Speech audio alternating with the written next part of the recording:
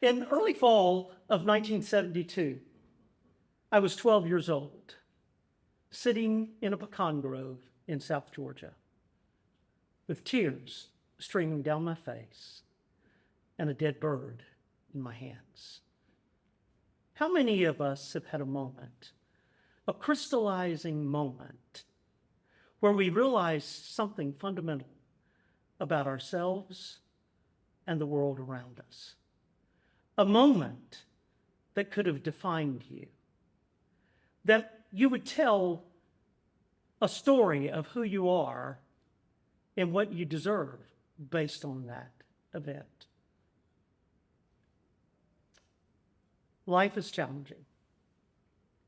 And for me, challenges in my early childhood could have defined me. You see, I was that poor kid, being shuttled 11 different times in places to live before I was 18 years old.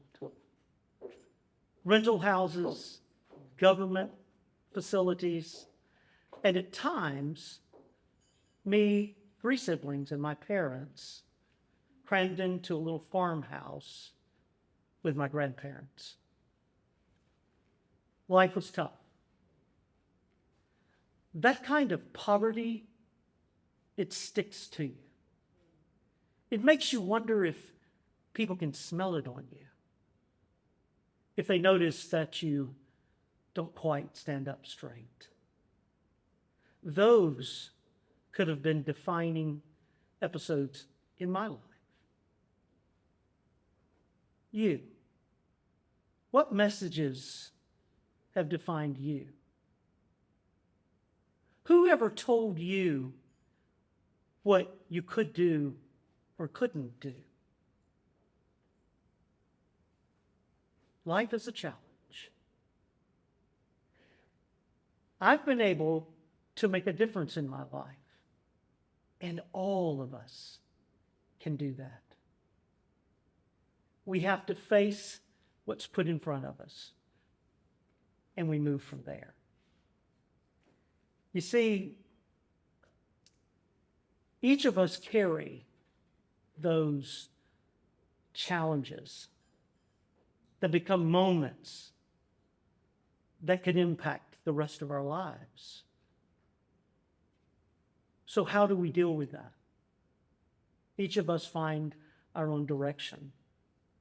And we are fortunate, some of us, that we have someone that influences us, that makes a difference in our lives.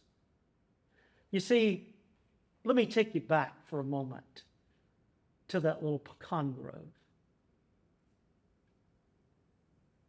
I went out of the house that morning with my grandfather's gun, and I shot and killed that little bird. Not for food, not for sport, but to try and prove that I could be tough like other kids. You see, I was haunted not only from the poverty experiences, but school was not an escape for me. I can close my eyes right now and hear that chorus. Look at the poor kid, echoing in the halls of my school.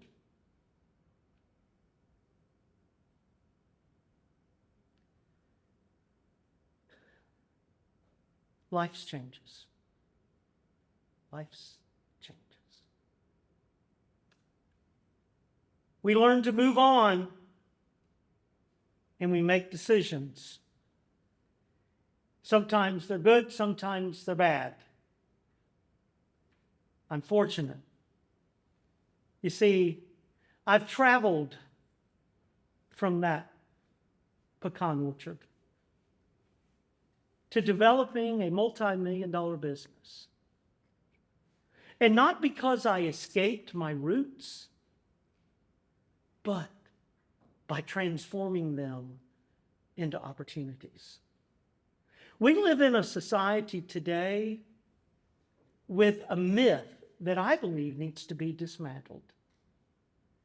that your zip code at birth correlates directly with your success. That poverty breeds unhappiness, a lack of success, and that privileges guarantee success. Both of those statements are false. I believe that there needs to be a systemic change, that we need to create an educational environment where every person is recognized for their potential and their value and are supported in those endeavors. I believe that we should have a society and an educational process that encourages you regardless of where you began, and not just be proud of birthright success. You see, that day in the grove, I sat cradling this bird and crying when my grandfather found me. And he sat down beside me and waited for my emotions to calm. And then he simply said, "Why did you do this?" And I said, "Because I'm tired of being poor. I'm not like other kids. I want to be tough like them." And he responded and said, "You're not like other kids. You're wise, like an old owl. You know where you are in life, and you know where you want to be. Now, you just need to figure out how to get there."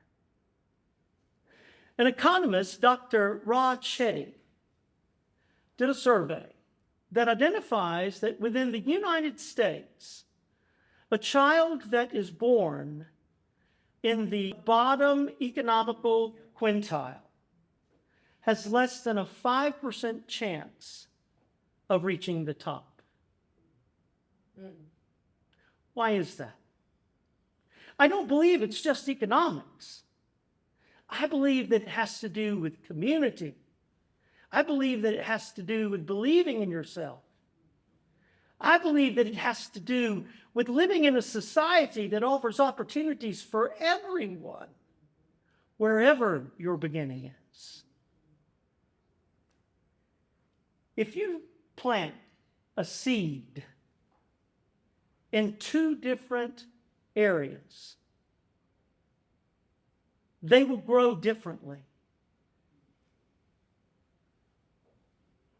But here's what I want you to understand. Your roots do not determine your reach.